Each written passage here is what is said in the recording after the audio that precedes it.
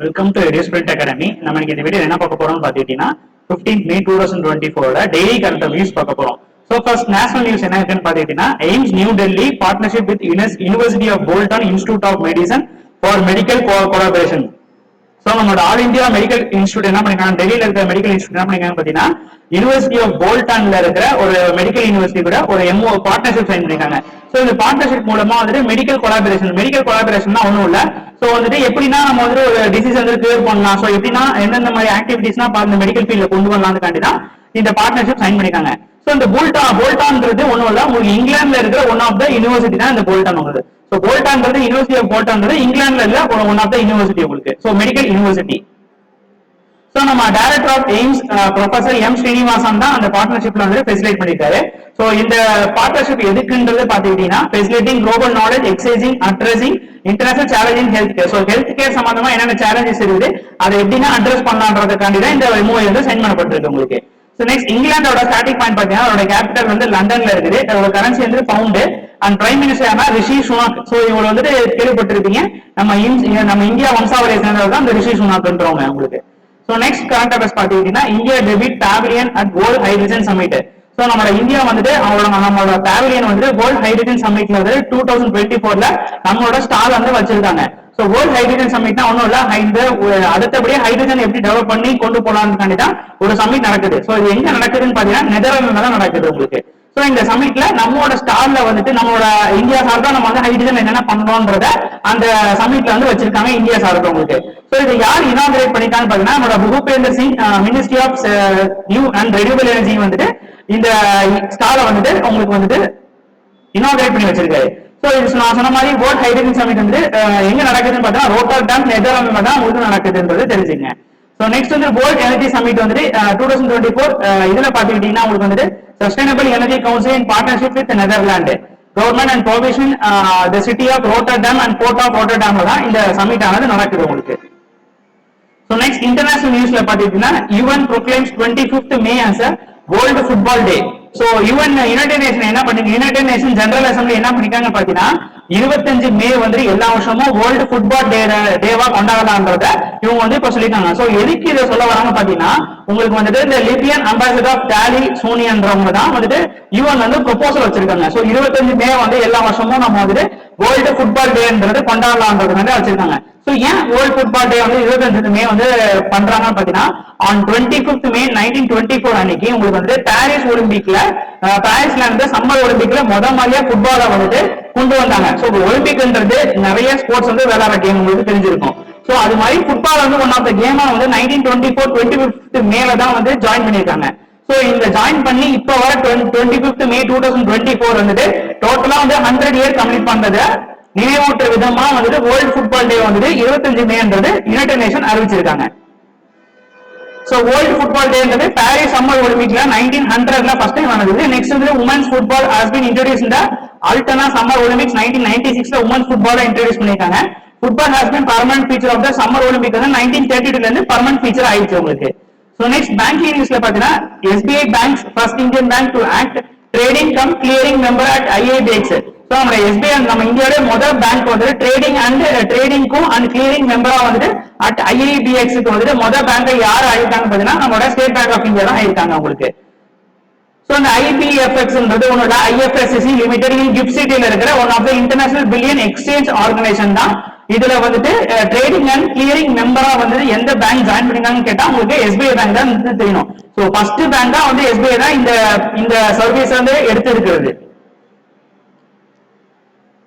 இதுல பாத்தீங்கன்னா நம்ம reserve bank of India grant permission in February 2024 for Indian branches in GIFT City and GIFT IFSC for function as a trading member and clearing member வந்து IMBX ல வந்து February 2024ல தான் RBI வந்து இதுக்கான approval கொடுத்திருக்காங்க. So next state bank of இந்தியாவோட starting point பாத்தீங்கன்னா அதோட ஹெட் குவார்ட்டர்ஸ் வந்து மும்பைல இருக்குது. இது எப்ப ஃபோன் பண்ணிருக்காங்க பாத்தீங்கன்னா 1 July 1955ல ஃபோன் பண்ணிருக்காங்க. இப்ப கரண்ட் சேர்மன் யார் இருக்கான்னு பாத்தீங்கன்னா ஸ்ரீ தினேஷ் குமார் காரான்பா தான் இப்ப கரண்ட் சேர்மனா இருக்காங்க. நெக்ஸ்ட் பேங்கிங் நியூஸ்ல பாத்தீங்கன்னா banking of India partnership with coast guard for BOE Rakshaka and salary pension scheme saving scheme. So நம்ம பேங்க் ஆஃப் இந்தியா என்ன பண்ணிருக்காங்க பாத்தீங்கன்னா நம்ம இந்தியன் போஸ்டல் கார்டு கூட ஒரு பார்ட்னர்ஷிப் சைன் பண்ணி எதுக்குன்னு பாத்தீங்கன்னா இந்தியன் போஸ்டல் கார்டுல ஒர்க் பண்ற எம்ப்ளாயிஸ்க்கு பென்ஷன் அண்ட் சேலரியை வந்து ஒரு ஆப் மூலமா வந்துட்டு ஒரு ஸ்கீம் மூலமா வந்துட்டு இந்த இதுல வந்து பண்ணிக்கலாம்ன்றதுக்காண்டி தான் பேங்க் ஆஃப் இந்தியா சைன் பண்ணிருக்காங்க. சோ பேங்க் ஆஃப் இந்தியாவோட BOI ரக்ஷகான்ற salary அண்ட் பென்ஷன் ஸ்கீம்ல வந்து அவங்க வந்துட்டு கொலாபரேட் பண்ணி வந்து அந்த ஆக்டிவிட்டிஸ் எல்லாமே பேங்க் ஆஃப் இந்தியா தான் பாத்துக்கிறதுக்காண்டி தான் இவங்க வந்துட்டு இந்த எமோஷன் மெயினா வந்து இந்த அக்கௌண்ட் வச்சிருக்கவங்களுக்கு வந்து ஜீரோ பேலன்ஸ் ரெக்யர்மெண்ட்டுக்காண்டி தான் இது மெயினாவே சைன் பண்ணப்பட்டிருக்கு உங்களுக்கு. நெக்ஸ்ட் பேங்க் ஆஃப் இந்தியாவோட ஹெட் குவார்டர்ஸ் ஸ்டார்டிங் பாயிண்ட் பாத்தீங்கன்னா மேனேஜிங் டைரக்டர் சீஃப் எக்ஸிகியூட்டிவ் யாருன்னு பாத்தீங்கன்னா ராஜ்னேஷ் காரம்சாங்கன்றதா MD அண்ட் CEO இருக்காங்க.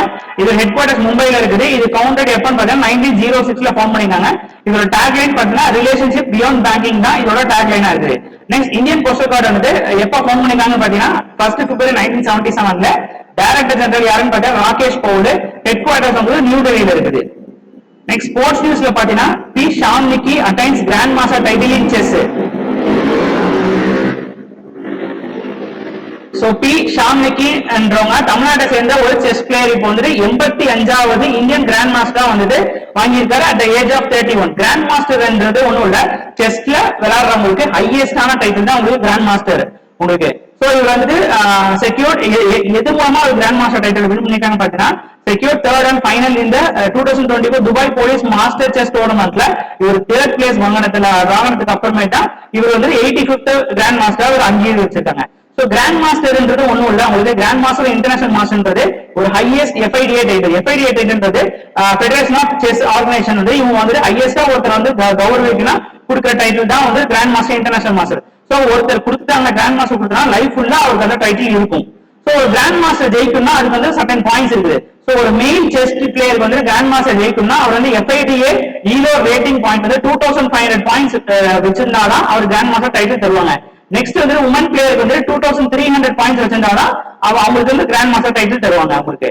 சோ இந்தியால இது வரைக்கும் வாங்குறவங்க யாருன்னு பாத்தீங்கன்னா மவுல் Aaron first Indian chess player to get international master title 1961. Viswanathan தான் ஃபர்ஸ்ட் உங்களுக்கு தெரிஞ்சிருக்கும். விஸ்வநாதன் ரொம்ப ஃபேமஸான செஸ் பிளேயர். இவர் தான் first Indian to get grand master 1988ல வாங்கியிருக்காரு. And Jayashree Khadilkar first woman to get woman international master in 1979.